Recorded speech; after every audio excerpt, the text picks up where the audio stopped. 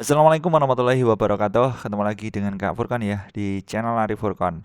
Pada video kali ini Kak Furkan kembali berbagi bocoran soal pretest PPG ya dalam jabatan atau prajabatan 2023 soal tentang pedagogik. Oke, tapi sebelum Kak Furkan ke pembahasan soalnya, Kak Furkan ingatkan untuk Bapak Ibu guru atau teman-teman yang baru saja bergabung atau baru saja menemukan video di channelnya Kak Furkan, silakan ditekan tombol subscribe-nya dan nyalakan lonceng notifikasi supaya teman-teman tidak ketinggalan pada saat Kak Furkan mengupload video pembahasan soal pedagogik untuk pretest PPG ya. Oke, mantap jiwa. Akan terbahas 3 soal di dalam video kali ini seperti biasa.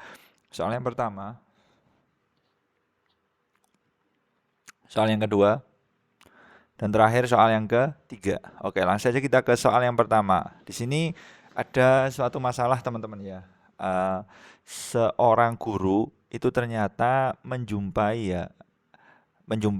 suatu kelas ya kan yang motivasi dan prestasi belajar. Ini ada kata-kata motivasi dan prestasi belajar siswanya itu rendah.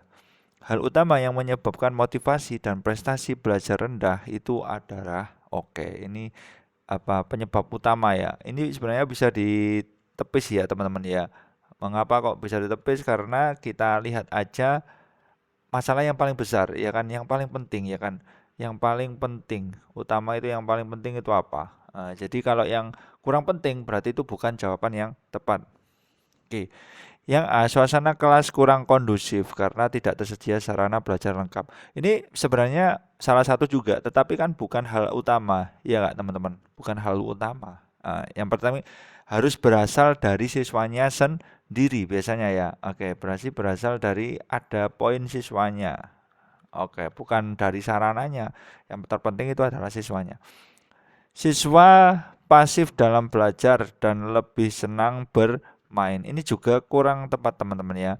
Karena di sini apa benar siswanya pasif, tetapi itu bukan hal utama yang apa menyebabkan prestasi dan motivasi belajar siswanya itu rendah. Karena ada kata-kata motivasi juga, berarti harus pembelajarannya seperti apa, seperti itu ya. Siswa tidak mendapat bimbingan belajar dari orang tua, ini juga kurang tepat karena kalau di sekolah itu sudah cukup ya, sudah dibimbing oleh guru berkaitan dengan materi, itu tugasnya itu guru sebenarnya. Orang tua itu hanya mengarahkan. Yang paling tepat itu adalah yang D, pembelajaran kurang menghargai perbedaan individu siswa. Ini yang paling tepat karena di sini sudah ada siswa dan dikaitkan dengan pembelajaran.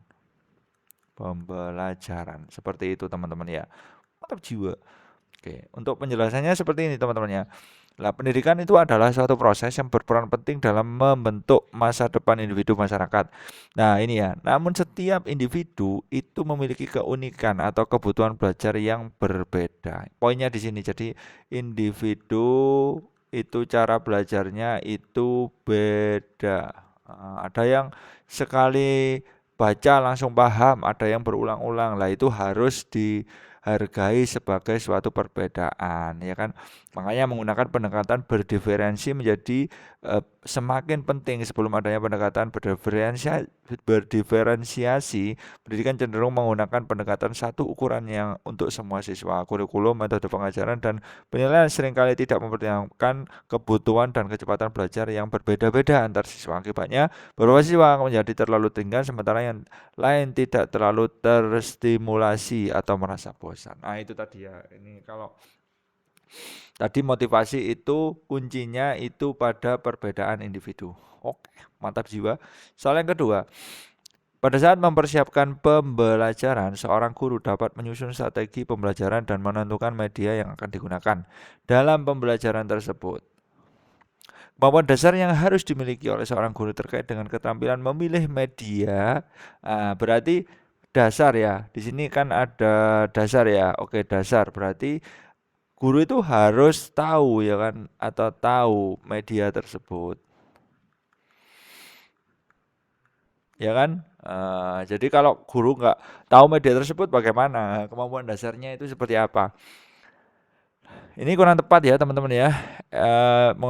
Latar sosial sebenarnya tidak ada itu ya.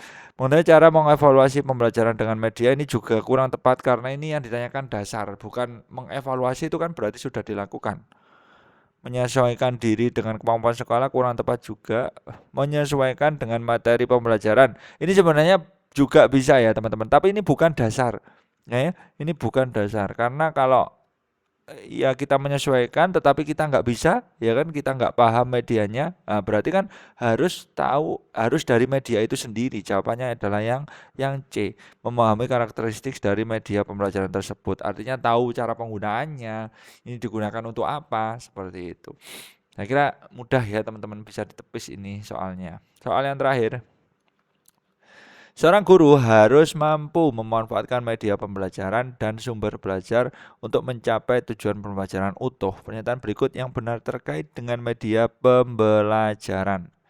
Oke, media pembelajaran yang paling baik adalah berbasis TIK. Ini kurang tepat ya, karena semua media itu tidak semua ya kan, tidak semua TIK itu baik ya kan. Nah, seperti itu.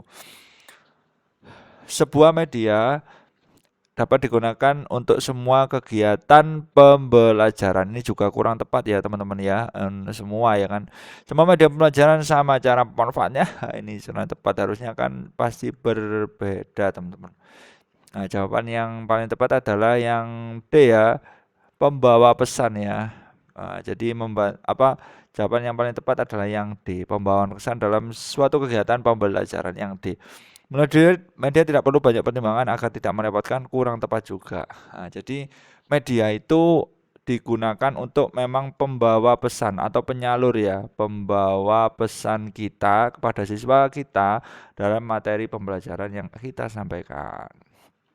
Nah, ini sudah ada ya keterangannya, peran media dalam pembelajaran. Itu media itu sangat berperan dalam komunikasi ya. Dalam komunikasi, media dapat berperan sebagai sumber informasi, informasi itu sendiri, atau penerima informasi. Pengajaran dengan menggunakan televisi, dapat dikatakan media televisi merupakan sumber informasi. Penyuluhan, ini jadi dalam pendidikan, sarana fisik penyampaian materi ya kan, pembawa pesan ya kan, membawa pesan kepada siswa atau peserta didik kita. Dan pembawa pesan ini sudah ada keterangannya. Merupakan alat pengajaran yang digunakan untuk membantu menyampaikan materi pelajaran dalam proses belajar mengajar. Nah, mencapai tujuan pembelajaran.